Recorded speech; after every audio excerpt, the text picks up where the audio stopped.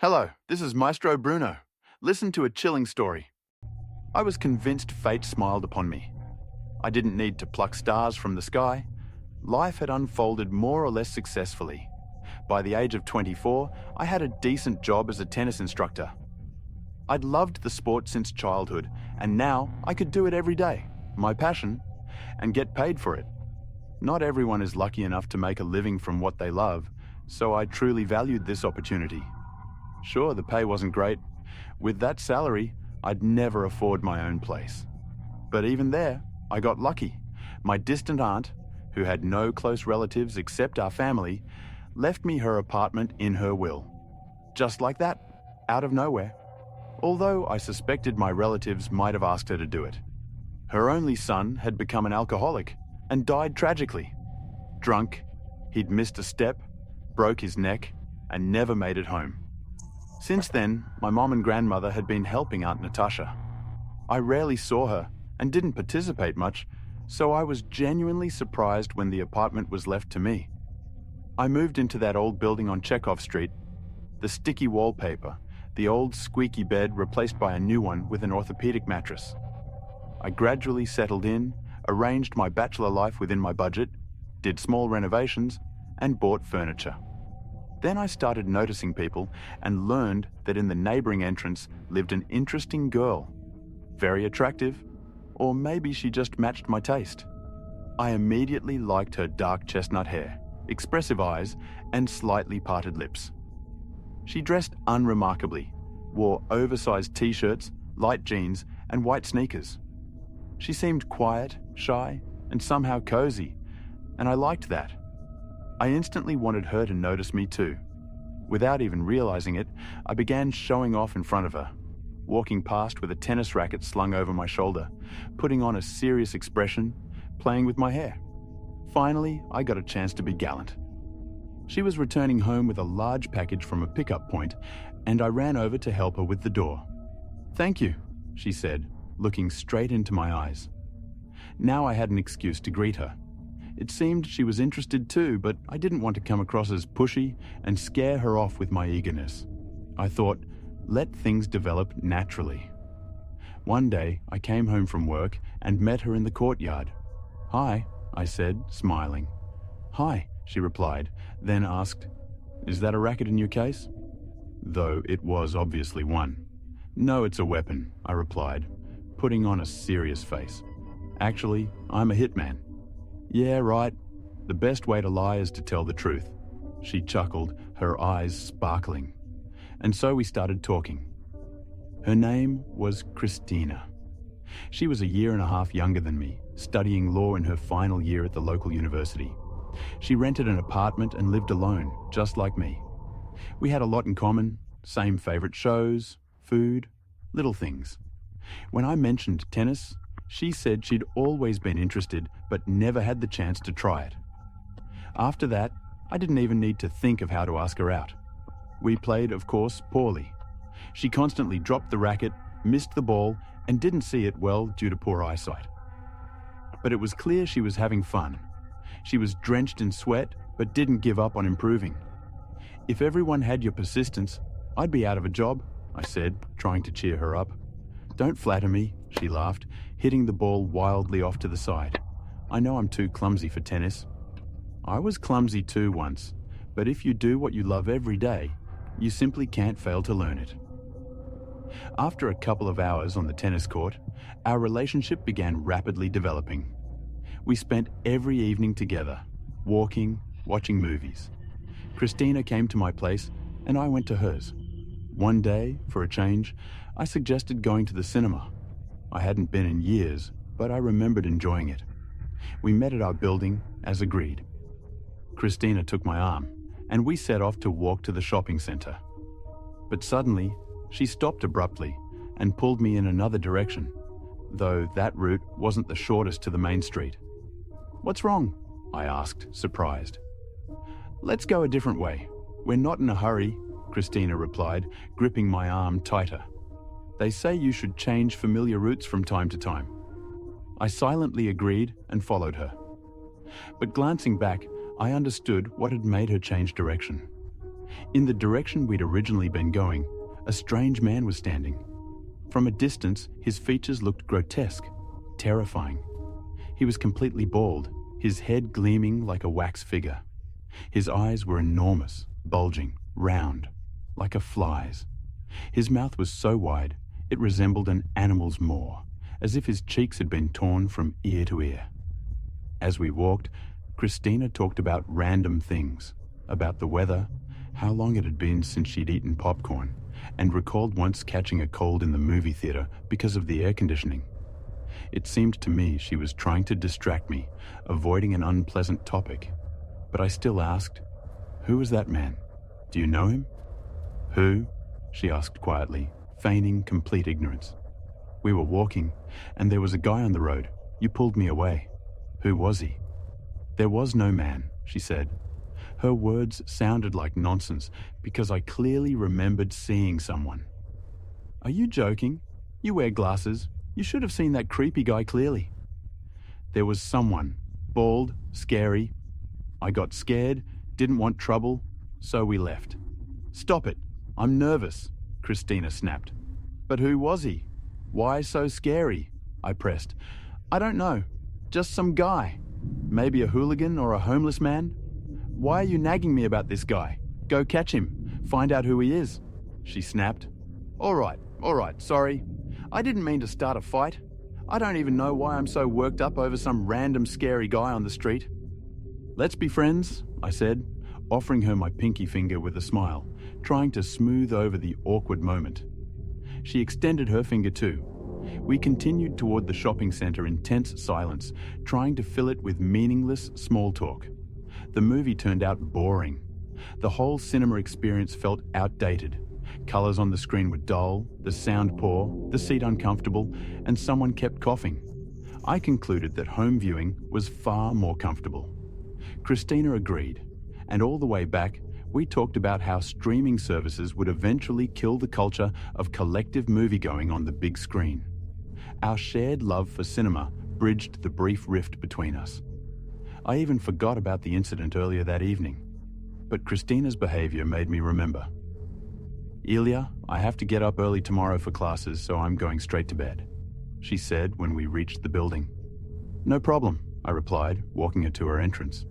Something had changed in her. She was tense, nervous, thoughtful. She didn't even kiss me, just hugged me and wished me a good night. Something was bothering her. I headed to my entrance and saw him again, but this time up close. He was standing at the corner of our building, lit by a street lamp. My eyes hadn't deceived me. He really was hideous, shiny, wax-like skin, completely hairless, bulging eyes without pupils, and a wide, toothless maw. I looked closer. Maybe it was a mask, but it felt like this was his real face. Suddenly, he opened his mouth wider, and thick, red slime poured out, like he was vomiting blood.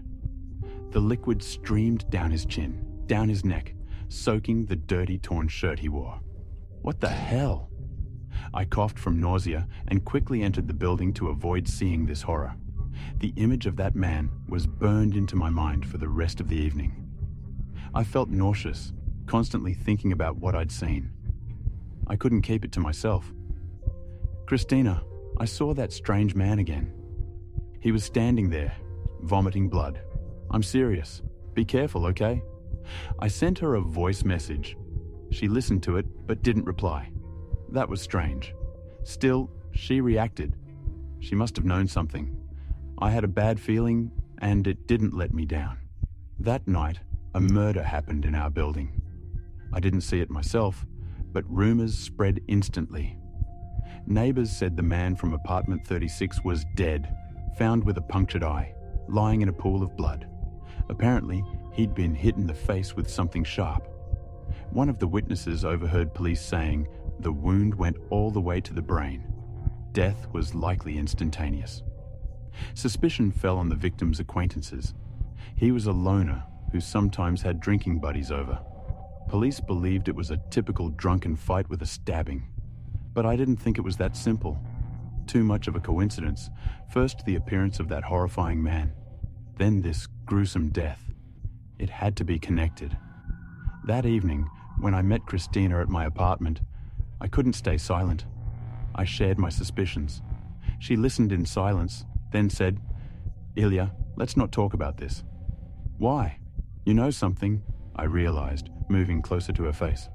"I know, but I can't talk about it," she replied tensely, staring into my eyes.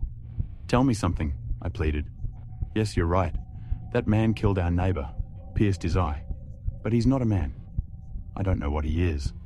They call him Bloody Face. He kills people. But you must not speak of him. Do you understand? You have to pretend he doesn't exist. If you talk about him, there will be more victims." A tear rolled down from her eyelashes, sliding toward her lips. Okay. Shh. It's all right. I understand. I won't say anything else. Ask anything," I whispered to myself. Bloody Face. No good comes from a man with a name like that. You know, I've only lived here a short time. I don't know the local legends. Christina wiped her tears. "I know it sounds insane. But just trust me and stay silent. He appears every few years. People die. Then he vanishes. You just have to wait it out. If you see him, don't notice. Don't tell anyone." "Got it," I nodded. I promised not to bring it up again. If I saw him, I wouldn't even look his way. Honestly, I didn't want to dig deeper. What was happening seemed absurd. But people don't believe in such things for no reason. There are many terrifying legends, and I'm not the kind of person who tests them. One warning is enough for me to stay far away. My relationship with Christina became cold and superficial. She started avoiding me, so I decided to give her space instead of pushing. I focused on work, taking more training hours, coaching young athletes and casual players. Evenings I spent alone, watching movies or reading. No one mentioned the murdered neighbor anymore. It was as if everyone had forgotten him immediately after the funeral. This often happens with people who live aimlessly, lived, drank with someone, worked odd jobs, died, got buried. On the 9th day, they clinked glasses and went back to their daily lives. Many wouldn't even remember his real name. He'd just remain Sanya the Cross-Eyed from 36. But Bloody Face had disappeared. Until one morning, stepping out into the courtyard, I stepped in something sticky and slimy. "Damn it, I just cleaned these." I cursed loudly. It was like mucus mixed with blood. There was a whole puddle of red slime on the porch. He's here again, puking. So he's still around. What does he want here? I stepped off the porch, wiped my shoe on the grass, and headed toward the bus stop. Passing the garage co-op, I suddenly felt a heavy gaze, like it was piercing into the back of my head, forcing me to stop and turn. There he was, the monstrous man, standing on top of one of the garages. His bald head gleamed like it had been polished. His eyes bulged from their sockets. His toothless maw opened wide, and red slime dripped from his chin. That same day, Christina called and suggested meeting. Her call was unexpected. She came as if testing me, checking how firm I was in my promise. "What's new with you?" she asked. "Nothing much. Work, home, work, home." "I miss you," I said, trying to hide my unease. "And you? Same old?" "Maybe we can watch something tonight?" Christina suggested. I agreed without hesitation. We spent the evening watching a comedy show where comedians answered viewers' everyday questions. It was supposed to be funny, but I couldn't get that image out of my head. His image was stuck in my mind, looping in endless, disturbing frames. I stared at the laptop screen, but all I saw was that disgusting face. I still liked Christina, but our relationship had stalled. Everything felt awkward, strange, unstable. I understood that the monster's appearance was probably to blame, and I was ready to wait until it all ended. Christina refused to stay the night, so without asking, I walked her home. I wanted to make sure she at least reached safely. "Good night, Ilya," she said hastily, and went inside. I went to my place, glancing around. Was he nearby? The streetlights were on. The courtyard was empty, except for a cat sitting on a bench, watching me intently. Good, I thought, entering the building. I climbed to my floor. My footsteps echoed unnaturally loud in the night silence. I felt watched. This sensation was unbearable, someone's hard gaze piercing through me, drilling into the back of my head. Fear and hatred burned inside me. I wanted to just enter my apartment without looking up the stairs, but I couldn't help it. He was standing there. As soon as I looked at him, he opened his grotesque mouth again, and endless streams of red slime gushed out, pouring like from a bucket, gurgling down the steps, spreading into a pool at my feet. Try pretending not to notice something like that. But I managed. I suppressed my fear and disgust, opened the door, and stepped inside. My shoes and the cuffs of my jeans were splattered with red droplets. "Damn it, choke on your bloody vomit," I muttered. I stayed silent, told no one. But it didn't help. That night, in my entrance, a neighbor was murdered. She was a kind, lonely woman, plump, rosy, always smiling. She greeted everyone who passed by and never argued with anyone. No shady guests visited her. She never lay drunk by the entrance. She lived a quiet, peaceful life as a pensioner, trying not to bother anyone. Why would anyone kill her? The circumstances were strange. Her door was open. She lay at the threshold, her heart pierced. It seemed she had opened the door for someone, and they stabbed her in the chest with something sharp. A light rain fell. Deep puddles formed. Pulling on a light hoodie, I pulled up the hood and stepped outside, standing under the awning. The body was carried out and loaded into a van. I didn't know her name. Once, she had asked me to hold the door. Last week, she planted hyacinths in the courtyard. No one asked her to. She just liked doing it. I stood outside with other neighbors, watching the van drive away. Autumn wind cut through my hoodie, freezing my feet. I'd rushed out in home shorts and indoor slippers. People sighed and murmured. An old man in a plaid driver's cap muttered, "What kind of monster could do such a thing?" "You know exactly who." I couldn't hold back. "I know where Bloody Face comes from." I rubbed my hands from the cold. "Blood what?" The man stared at me like I was crazy. "Who is this? From House 36 or Koza's Circle?" I froze, speechless. The old man wasn't pretending. I thought everyone here knew, just staying silent out of fear.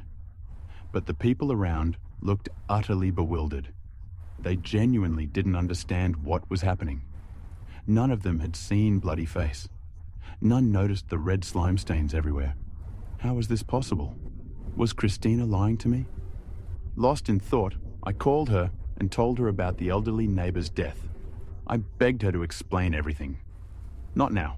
Let's meet tonight and talk." "I'm busy," she said, and hung up. I didn't like this. Christina seemed strange. She kept avoiding me, and each day I lost more interest. I didn't even want that meeting anymore. But half an hour before midnight, someone knocked on my door. I looked through the peephole, saw it was Christina, and opened. "Can I come in?" she asked, her voice anxious. "Of course, come in. I've been waiting for you all evening," I replied, stepping aside. "I'm sorry.